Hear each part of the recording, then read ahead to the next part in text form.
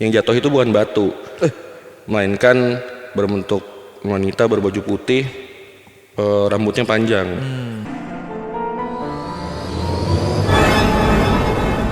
Assalamualaikum warahmatullahi wabarakatuh. Shalom. Om Swastiastu. Namo Buddhaya. Salam kebajikan. Selamat datang kembali di YouTube channel PMK. Yes. Janji deh abis ini kita berdua lagi ya, sekali-sekali gitu ya. Gak apa-apa, gak usah janji lah. Nggak Udah apa, capek. Kayak capres janji mulu. Enggak, ini kan apa makannya banyak. Kalau tamu-tamu kayak gini. Kita masih kedatangan teman Iya. Kliwon yang ingin langsung bercerita tentang pengalaman mistisnya di YouTube. Kaget gue lu gerak tiba-tiba gitu. Ini yang gerak. Enggak dia. Ini, Oh, enggak. Jangan ditunjuk Mas. ini. Kita ini. ya. Ya. Ada Mas Gilang Rizky. Iya, mantap. Mas Gilang Rizky nih salah satu teman lama gua yang dulu pernah kerja bareng waktu kuliah lah dulu. Wah, lebay banget tuh. Keren. Kuliah. Lebay banget kayaknya. Kayak baru tahun lalu. Mas Gilang Rizky ini username di Instagramnya Gilang Rizky, Gilang Rizky. tapi di Twitter Notion Desire. Notion Desire. Iya. Beberapa kali Mas Gilang ini di Twitter sempat cerita pengalaman-pengalaman dia ya, yang berkaitan sama hal-hal supranatural. Betul. Dan sempat ramai juga tweetnya waktu itu ya, Mas Iya, ya. gitulah. Dan ya akhirnya kita bisa ngundang Mas Gilang di sini untuk cerita bareng-bareng nih teman Kliwon gitu ya. Panggilannya teman Kliwon ya. Teman Kliwon. Kliwon. Iya kan. Emang siapa? Maksudnya teman malam? Iya benar. Kan nggak Afirmasi mungkin. aja. Oh iya. Afirmatif gitu. Kalau main CS. Afirmatif, iya, Iya iya, kan? diterima. Iya. Oke, pertanyaannya sekarang pipinya kenapa Mas? Ada luka? Iya. Ini tuh dulu SMP tawuran. Wah, serius lu? Serius SMP. Nyangkut di pagar kali lo biasa. Kagak, bener enggak. SMP. Horor juga sih ini sebenarnya. Kena Iya. gear atau tebasan apa? Gue nggak ngeliat karena gue lagi lari terus dari belakang kayak "Shh." Oh, dari Kayak belakang. tebasan ujung golok Gobek. atau HP gitu Celurit iya. ya. Dalam waktu itu. Lumayan. Pokoknya tuh gue lagi lari terus mau BM truk dulu kan misalnya BM tuh. Iya. Terus naik dalam kondisi ngos-ngosan keringetan begini-begini kan. Apaan ya asin lengket-lengket. Pas gue pegang perih darah semua. Oh. Lu daerah mana tawuran? Bekasi. Oh, anak Bekasi dia. Dulu Danu juga sempat di sini. Sas, Apa tuh? kena gear, crash gear tapi. Oh, yang cumi-cumi ya. Iya. Muter-muter depan gini. Iya, kan main crash gear dulu. Ada komunitasnya kan? Ada di UI. Iya. Apa beda komunitasnya ya? Lah ya ada itu beneran kalau crash gear tuh ada komunitasnya. Gitu. Balik lagi ke Iya, pengalaman Mas Gilang. Heeh. Pertanyaannya pertama ini deh. Yang pertama kali lu ceritakan di Twitter itu tentang apa sih? Sampai ngegulung tuh waktu itu. Itu gue menceritakan cerita waktu gue liburan sama keluarga. Jadi gue emang setiap akhir tahun, setiap pergantian tahun itu kumpul keluarga lah, ke keluarga besar nyokap. Yang mana di tahun 2016 menuju 2017 itu liburan ke Tanjung Lesung. Oke. Gitu. Jadi memang tujuannya liburan tanpa ada maksud nyari yang horor-horor atau apa. Tapi pas di sana yang rencananya 2 malam sampai pergantian tahun, tapi mengurungkan niat lah untuk hari keduanya karena di hari pertama dari malam sampai paginya menurut gue lumayan bikin merinding sih. Itu kira-kira itulah. Tanjung Lesung nih buat teman-teman yang mungkin belum tahu ya, itu nggak jauh-jauh dari Jakarta lah Tanjung Lesung tuh. Jauh sih. Jauh sih. Masuknya daerah mana Tanjung Lesung tuh? Banten setahu gue. Banten, tapi kan Banten, secara iya. geografis ya, maksudnya Masih 3 jam lah dari Jakarta kan. 4 Iya, jam. lebih 4 jam Oh, lah. 4 jam ya. Dari Cilegon tuh 3 jam malah. Oh, dari Cilegon tuh masih 3 jam Iya, lagi. dari kota Cilegon itu 3 jam lagi. Oke, itu kita berangkat dari situ dulu kali Ya ya. udah, ayo. Ya, Gimana nih? Gue yang cerita perlu nanya nih. Mas cerita dong. Iya, dari pokoknya Iya. agendanya apa gue yang cerita nih? Apa bacain tweet gue aja nih? Ya. Ya, jadi gitulah Mas Gilang tuh selalu begitulah sama kita sebenarnya udah saling kenal. Takutnya nanti belum tamu masuk di Enggak. Temen kita ini. teman. Jadi ceritanya lu pengen liburan akhir tahun nih sama keluarga nyokap ke Tanjung Lesung. Oke, kita dari situ aja mulainya berarti. Iya, jadi waktu akhir tahun 2016 Hmm? itu jadi di keluarga gue punya tradisi bahwa setiap akhir tahun menjelang pergantian awal tahun yang baru itu selalu kumpul keluarga besar. dan besarnya tuh banyak gitu, maksudnya 30 lebih. Oh, banyak itu. Sehingga memang kalau di momen-momen itu gue jarang tuh yang sama temen, pasangan dan segala macam. Nah, singkat cerita di tahun 2016 kami keluarga gue memutuskan untuk liburan ke rumah om gue di Cilegon. Ke rumah om gue di Cilegon. Ini sebenarnya kalau dari momen dimana gue datang ke rumah om gue sampai akhirnya ke Tanjung Lesung tuh banyak silver liningnya tuh, cerita-cerita horornya gitu. Nah, lo mau gue ceritain dari situ apa yang di Tanjung Lesungnya aja? Boleh Dari semuanya dong. berangkat, Dari berangkat dong. Dari di berangkat. rumah om lu deh. Dari Nah, dulu tuh gue masih kerja di agensi kan waktunya fleksibel ya. Tapi ini emang selalu ini ya, playback, sorry. backsound Iya, kan. Oh iya. Playback. Nah, waktu itu karena gue kerja di agensi, waktunya fleksibel, gue datang ke rumah om gue tuh weekday lah. Oke. Gue lupa hari apa. Cuma malam jam 11 dari kediaman gue di Kalibata, berdua sama adik gue namanya Bagas. Jalan ke sana karena pengen berangkat duluan karena keluarga masih besok-besoknya. Jalan gue jam 11 malam sama adik gue. Cuma skipnya gue lupa ngabarin om gue. Sehingga singkat cerita pas sampai di perumahan om gue di Cilegon, ada sebuah perumahan gitulah yang bukit-bukit, rumahnya turunan tanjakan. Situ gue nyampe sekitar jam 2:30 karena gue jalan santai mampir rest area ngerokok dan segala macem lah. Nyampe di sana emang namanya perumahan bukit-bukit kan ini gelap, terus banyak yang memang bukit kosong, rumahnya juga yang jaraknya nggak terlalu padat gitu-gitu. Terus memang gue jarang ke rumah om gue, paling di momen-momen itu doang kan, sehingga mungkin lupa-lupa inget juga jalannya. Sehingga gue melalui jalan yang gue inget di portal, terus gue muter nyari jalan sampai ketemu ujungnya nyampe depan rumah om gue. Terus sekitar jam 3 itu gue nunggu terus ngebel dan segala macam, kagak dibukain nih ceritanya sama om gue. Hingga gue harus menunggu di seberang rumah om gue, yang itu rumah kosong yang ada tulisan dijual bla bla bla itulah. Lagi nunggu karena gue ngantuk, gue tidur lah. Gue bilang sama adik gue, gue tidur dulu ya, ntar bangunin gue kalau emang si om udah bangun. Gue tidur, ternyata adik gue juga di dalam mobil ya tidurnya. Adik gue tidur juga. Terus nggak lama gue kebangun karena ada kayak suara batu jatuh di atas mobil. Yang itu kencang banget sampai gue kebangun. Terus gue nanya sama adik gue, apaan tuh? Terus kita keluar ngecek, nggak ada apa-apaan, sama sekali nggak ada apa-apaan, nggak ada lecet, nggak ada apa. Singkat cerita gue masuk ke rumah om gue. Nah, adik gue nih punya background bisa ngelihat dan lain-lain lah gitu, sehingga gue nanya, diceritakan bahwa yang jatuh itu bukan batu, melainkan berbentuk wanita berbaju putih, rambutnya panjang. Nah, karena ada momen sebelum gue masuk ke rumah om gue, pas gue ngecek nggak ada apa-apa, gue masih nunggu ngerokok, adik gue tiba-tiba nyalain wiper, padahal nggak hujan nggak apa. Terus gue nanya, lo ngapain nyalain wiper? Orang nggak hujan, nggak basah juga katanya. Enggak, nggak apa-apa katanya. Nah, ternyata itu rambutnya sampai nutupin kaca mobil. Gitu.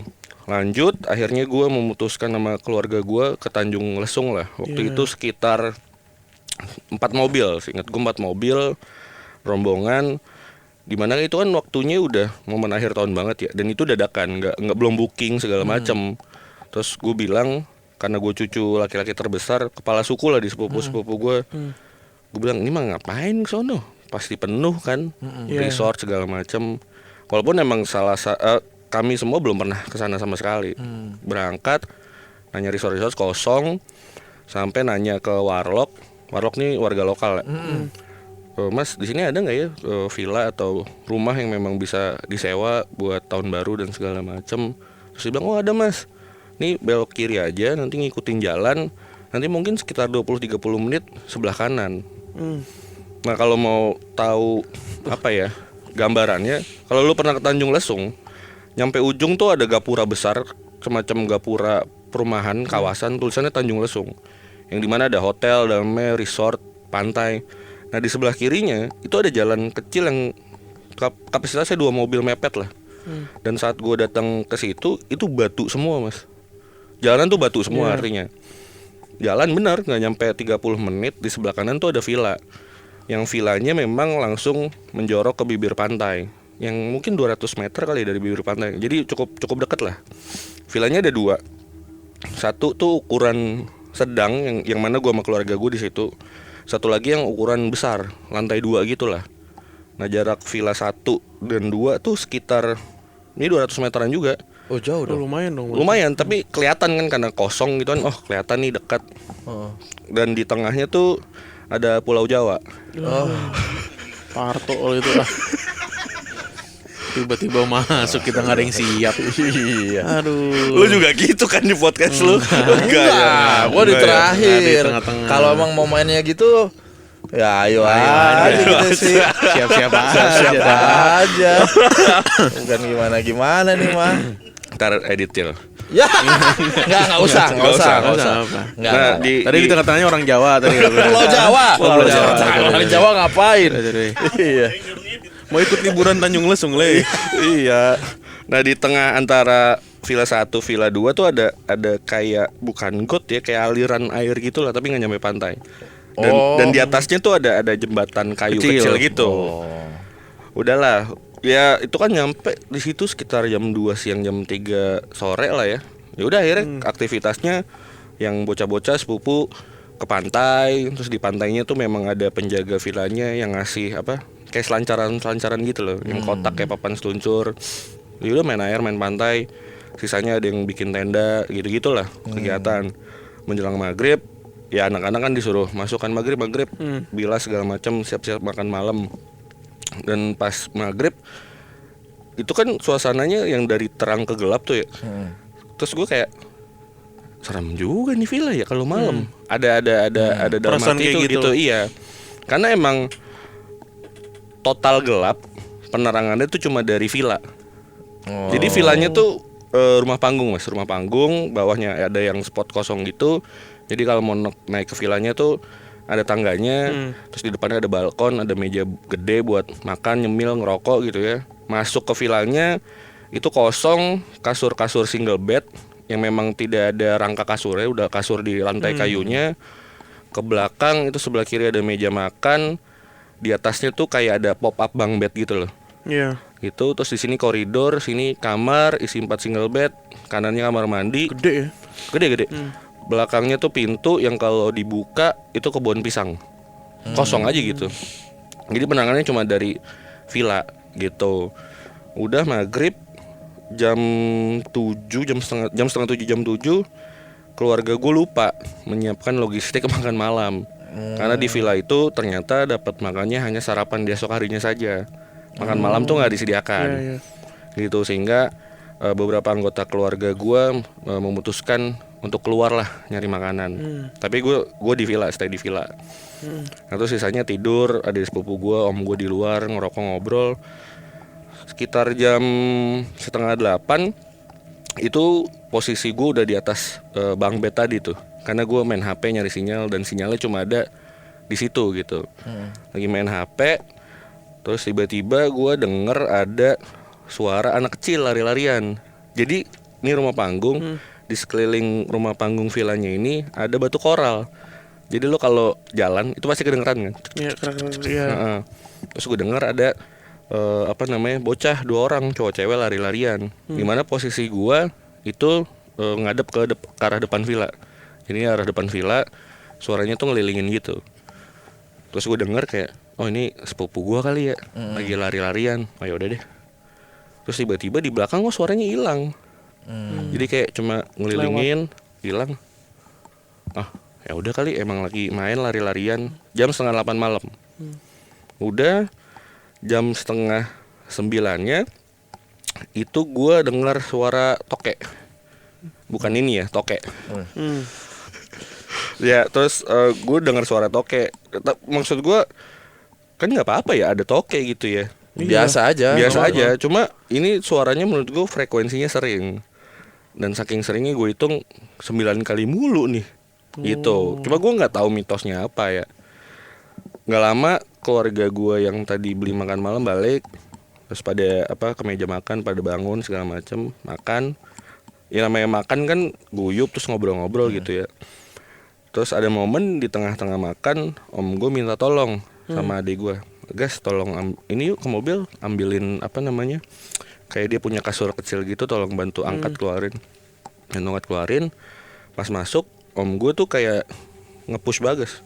tadi kamu kenapa itu dengar apaan segala macam, kenapa? Terus adik gue cuma ngomong, enggak om, tadi ini aja kesandung. Oh ya udah. Nah karena gue tahu adik gue bisa kayak gitu-gitu, gue penasaran kan. Apalagi ini udah malam dan memang suasananya lumayan nggak asik lah. Terus selesai makan gue tanya, kenapa guys? Jadi adik gue menceritakan, jadi bayangin nih rumah villanya, ini kan depannya menjorok ke pantai. Mobil tuh parkir di sini, masuk villanya ke sini kan. Nah ketika adik gue lagi ngambilin kasur di mobil om gue, itu tuh dia ngedenger suara cewek nyanyi dari arah kamar mandi. Yang mana kita di situ nggak ada yang nyanyi, makan aja. Gitu terus kayak, oke. Terus gue cerita lah, iya tadi gue lagi main HP di atas, terus denger nih ada anak kecil cowok sama cewek larian ketawa-tawa gitu. Cuma pas gue perhatiin, pas di arah belakang suaranya hilang, nggak muncul. Itu si ini kali ya, ada 2 sepupu gue lah gue nyebutin. Terus tante gue yang emang nyokapnya si sepupu yang gue sebutin ini, enggak, orang dari tadi tidur. Ini bangun karena makanannya udah nyampe. Oh ya udahlah, oh ya udah nggak apa-apa. Nah di situ sesi sepupu terjadi, ngobrol-ngobrol, tapi arahnya cerita horor semua nih. Oh, karena tadi udah dimulai itu ya. Cerita horor, semua cerita horor sampai akhirnya jam 11-an malam, om-om gue udah pada tidur, kita doang nih berempat, cowok-cowok sepupu belum pada tidur. Terus ya udah tidur. Kebetulan posisi single bed yang di tengah-tengah rumahnya tuh udah penuh lah, orang-orang pada tidur situ, sehingga pilihannya itu hanya di kamar tuh yang emang ada sekatnya. Udah gue berempat ke kamar. Ini rada, boleh ngomong kasar gak sih? Enggak ya? Gak apa-apa. Rada anjing sih kamarnya. Masuk single bed. Oh iya, single bednya itu semuanya dapat kelambu. Banyak nyamuk. Buat nyamuk. Emang di sana tuh Menghindari ada binatang nyamuk gitu. ada AC-nya nggak kamarnya? Enggak. Ada. Masuk. Nih misalkan pintu yang masuk. Di sini tuh 4 single bed, kelambu. Nah, gue kan karena dari tadi main HP, gue pengen ngecas kan. Ngecasnya tuh di sini di ujung kaki, karena bantal tuh berada di sana, dekat tembok. Cuma karena gue lagi ngecas, sehingga gue ngambil bantal, tiduran dong, tengkurap. Terus tiba-tiba sepupu gue ngikutin nih gaya tidurnya. Jadi di sini. Yang mana view-nya kalau ngadep ke sana, ini tuh tembok, tengahnya jendela. Terus di atas jendela tuh ada kalender yang putih. Dan itu cuma nutupin setengah. Jadi angin dari luar tuh masuk. Dan view kebun pisangnya kelihatan. Gitu. Nah, AC-nya tuh ada di tengah-tengah, karena ini kan sekat kamar mandi, AC-nya tuh di tengah untuk mungkin iniin semua ruangan kali ya.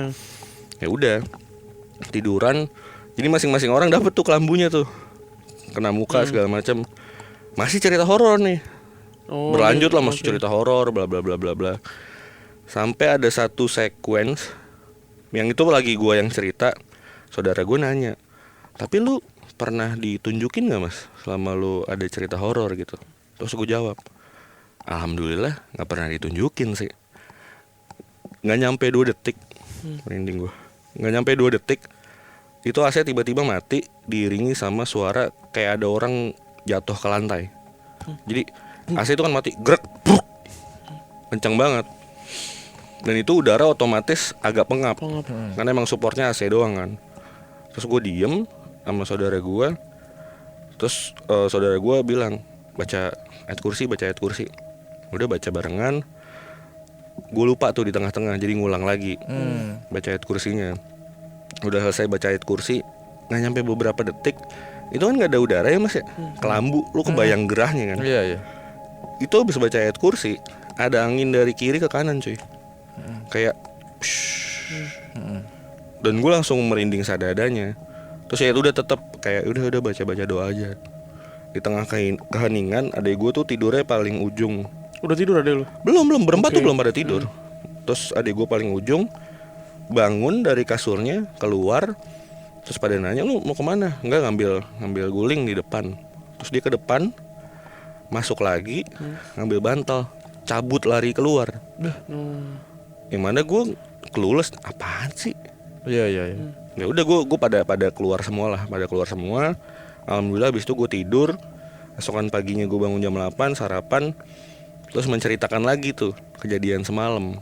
Terus kejadian semalam, tante-tante gue nanya, semalam kenapa kok pada keluar dari kamar, kenapa segala macam. Diceritain lah sama adik gue, udah diceritain tante gue, 2 tante gue sama 2 om gue itu menceritakan ceritanya masing-masing, yang mana itu semuanya terjadi di malam itu. Jadi ceritanya di saat gue sekitar jam 8-an main HP di dalam, 2 om gue tuh ngerokok duduk di depan, di luar ngobrol. Yang mana view-nya nih pantai, gelap. Di atas villa tuh ada lampu gede banget. Dan kalau kata penjaga villanya, lampu yang saking gedenya itu untuk tanda kapal. Jadi menandai bahwa ini daratan. Gitu. Iya. Sehingga walaupun lampunya gede itu nggak bisa nerangin depan villanya juga karena ke atas kan. Nah om gue yang 2 orang itu dengar suara anjing gonggong banyak lah. Wok kan berisik kan. Karena dia tahu anaknya lagi tidur di dalam. Disenterin lah sama om gue, nggak ada.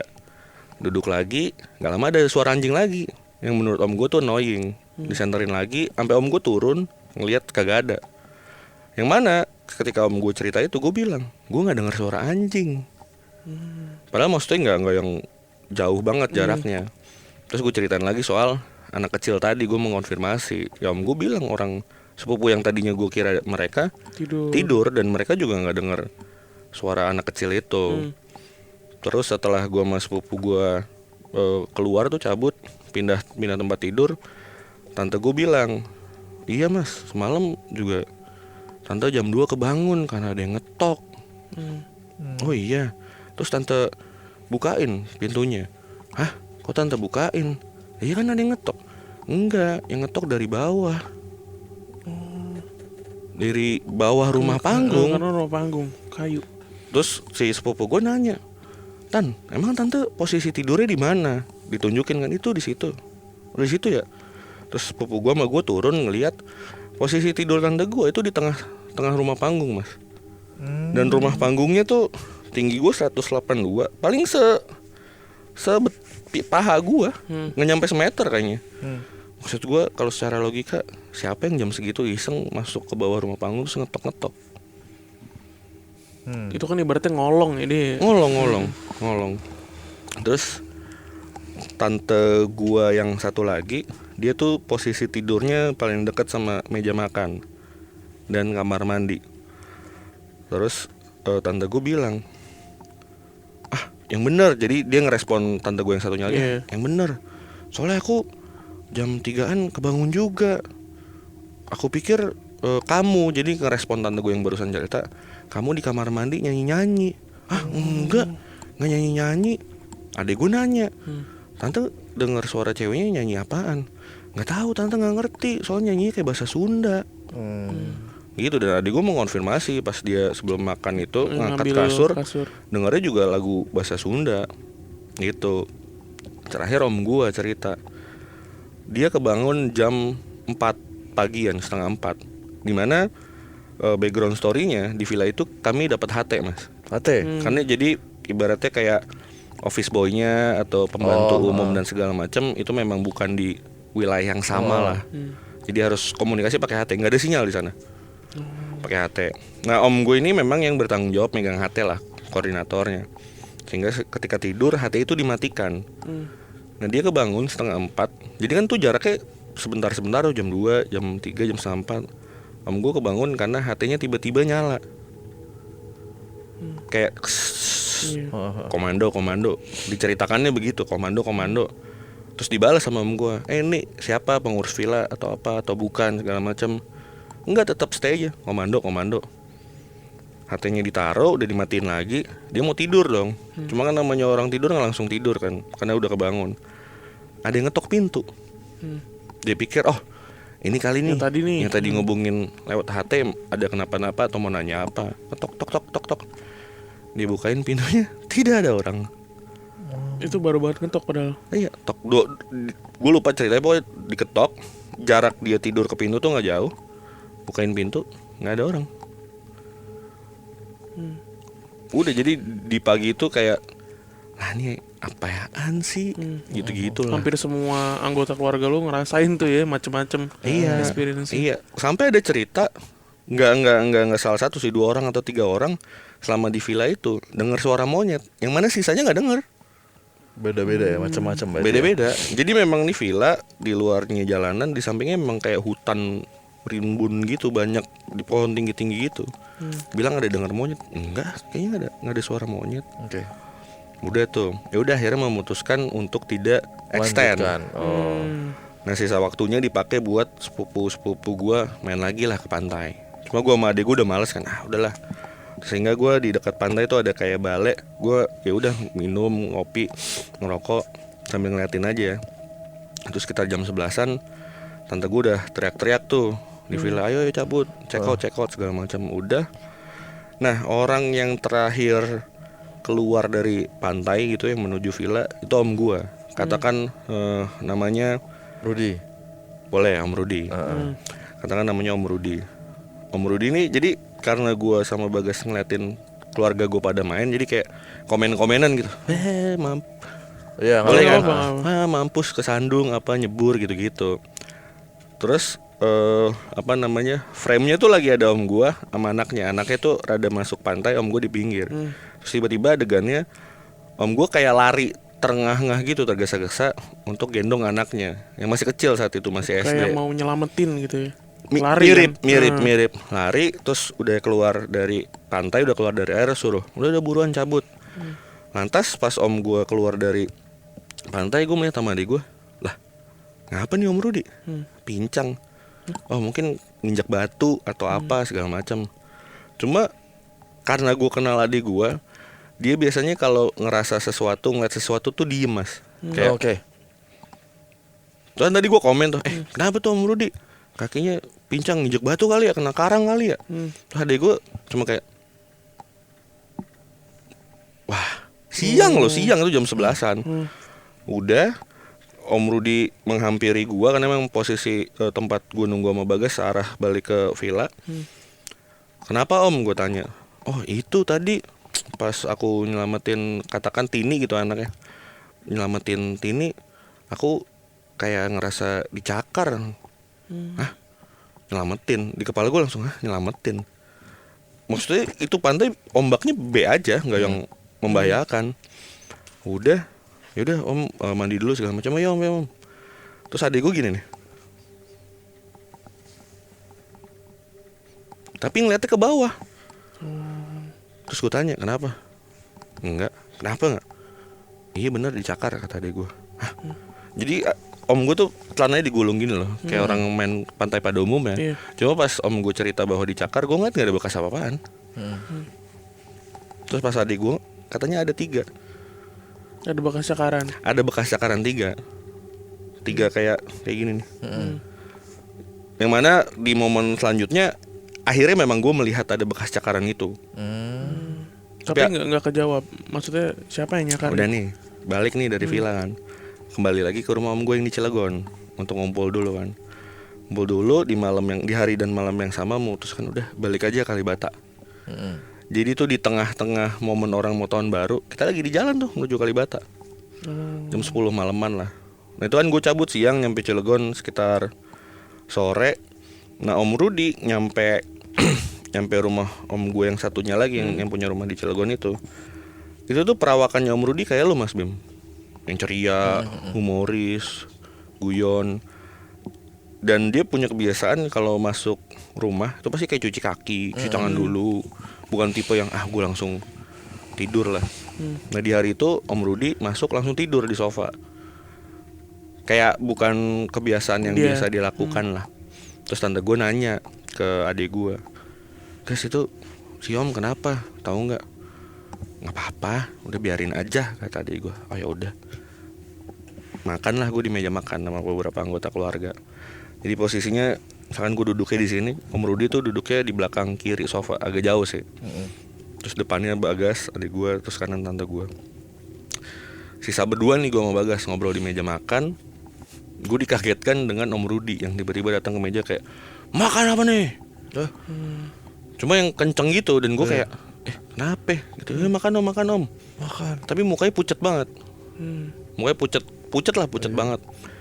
Terus dia makan, yang gue ngeliat makannya, maaf ya, lu pernah ngeliat orang keluar dari Iya. penjara nggak sih, terus makan apa gitu. Iya. Beringas gitu apa namanya? Beringas. Kalap. Gue ngeliat om gue kayak gitu.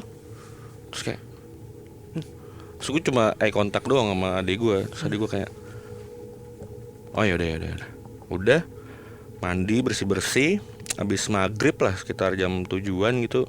Udah memutuskan ke Kalibata nih. Udah balik aja ke rumah kakek nenek. Kita ngerayain tahun baru di sana dan segala macam. Terus habis mandi segala macam, kondisi Om Rudi nih yang kayak lemes, nggak enak badan. Padahal mungkin ya sebelum momen yang dia main pantai itu fine aja. Terus sampai akhirnya istrinya Om Rudi, tanteku bilang, "Mas, nih tolong ini dong setirin mobil aku sama keluarga. Soalnya Om Rudi kayaknya kurang sehat nih." Oh ya udah, boleh tante. Nyetir. Bener-bener lemesnya tuh yang kayak lu males ngomong gitu kalau di posisinya dia. Balik, lu pernah masuk tol dari Cilegon ke arah Jakarta nggak sih? Gelap kan? Iya. Gelap tuh. Udah di jalan nyetel radio tuh ceritanya. Terus gue ngeliat kaca gitu, oh udah pada tidur nih sepupu gue, tante gue. Terus Om Rudi tuh posisi duduknya yang ngantuk-ngantuk gitu. Oh ngantuk nih. Terus gue bilang sama si Om Rudi, "Om, ini lagunya aku ganti aux ya, HP aku nyetel lagu." Terus wah takutnya marah kan, radionya diganti. Gue nanya sama tante gue, "Tan, ini aku ganti ini ya lagu." "Mana ganti aja." Dalam keadaan ngantuk. Udah gue ganti lah pakai HP gue. Nyetel. Random aja gue. Kesetel lah lagu Westlife. If I Let You Go. Udahlah. Nyetir. Biar gak ngilangin ngantuk kan, nyetir. Di tengah-tengah tuh lagu, tiba-tiba HP gue direbut. Bukan direbut, diambil sama Om Rudi. Waduh. Kayak ngambil gini. Gue pikir mau milih lagu kali ya atau apa. Diambil. Dan itu gue YouTube. Gue belum langganan Spotify. Nah itu YouTube. Terus diambil. Lu tau gak diganti apaan? Apaan? Murotal cuy. Oh diganti motor. Ayat-ayat. Demi Allah diganti ayat-ayat. Ngambil diganti ayat-ayat, ditaruh lagi. Terus gue kayak, maksud gue sepengetahuan gue, om gue tidak sereligius itu. Iya. Kok tiba-tiba murotal? Oh, oke deh. Terus murotalnya udah habis, karena gue gak berani ganti kan, itu mobil om gue juga gitu. Gue bilang ke om gue, "Om nih udah habis, aku ganti lagu lagi ya." Gak jawab, tapi Diam. tidur kayak orang tidur. Ya tidur lah, gue mempercayai tidur. Gue ganti lagi, karena gue mikir lagu yang tadi ini belum habis kentang. Gue setel lagi. Di tengah-tengah lagu sama mas, diambil ganti murotal lagi. Ya gue nggak hafal ya ayat apa, cuma ya ayat Al-Quran, lantunan ayat Al-Quran. Terus gue ngerasa nggak beres tuh, kayak apa sih ini? Terus nggak bisa diajak interaksi, tidur cuma kok bisa main HP ganti gitu. Singkat cerita gue pause, gue bilang sama adik gue, kalau nemu rest area berhenti ya. Karena dari iring-iringan mobil konvoy, gue tuh paling belakang lah. Karena ada beberapa mobil udah duluan, gue sama adik gue paling belakang, adik gue di belakang. Terus udah nemu rest area lah, gue turun. Gue bilang sama adik gue, gas tukeran dong, gue capek nih, gue nggak biasa bawa mobilnya Rudi, gantian dong. Enggak, lo aja. Gantian dong. Enggak, gue tau lo mau cerita sesuatu kan, kata Bagas. Iya tadi gini. Udah apa-apa, udah santai, gue ikutin dari belakang. Bener ya? Iya. Udah, gue masuk mobil, nyetir lagi. Cuma gue nggak berani nyalain lagu, males ngeliat adegan itu lagi lah. Singkat cerita nyampe lah gue Kalibata. Sampai Kalibata, mau parkir mobil. Orang pertama yang turun dari mobil tuh Om Rudi lah. Pokoknya kayak Om bangun, sering kayak gitu. Lalu kan bangun kayak Ya, apa kayak apa ini, gitu, apa loading dulu gitu. Loading, main HP kayak atau apa. Enggak, dia kayak Om bangun, Om udah nyampe. Udah ya. Keluar, dibanting coy, pintu mobilnya kencang banget. Ya mungkin masih setengah nyawa atau apa, habis tidur, cuma kencang banget kayak dar. Oh ya udah. Tunggu parkir mobil, masuk rumah Kalibata, di depannya tuh teras, gue biasa ngerokok di situ, ngobrol-ngobrol dulu lah persepupuan. Tante gue nanya sama adik gue, Mas Bagas, tadi lihat nggak? Lihat apaan dah? Jadi tante gue menceritakan ketika Om Rudi masuk melewati pagar lah garasi rumah gue yang di Kalibata, tuh di belakangnya dia ngeliat kayak bayangan hitam gede, tuh terbang gitu. Oh. Ih tante tadi ngeliat itu, kamu ngeliat juga nggak? Iya ngeliat tante. Tuh apaan? Gimana? Bla bla bla. Udah nggak kenapa-napa kok, udah tante istirahat aja segala macam. Nah karena gue sama sepupu masih di teras itu, adik gue cerita lah. Jadi ini agak panjang sih. Cuma buat gue baru sekali sih gue ngalamin, bukan gue yang ngalamin tapi gue ada di sekitar itu gitu. Ini mau tahun baru dong nih. Itu udah tahun Ini baru tahun kali. baru. Tahun baru. Tahun baru udah lewat, udah Iya. jedar-jeder Oh, trompet udah. di tengah jalan.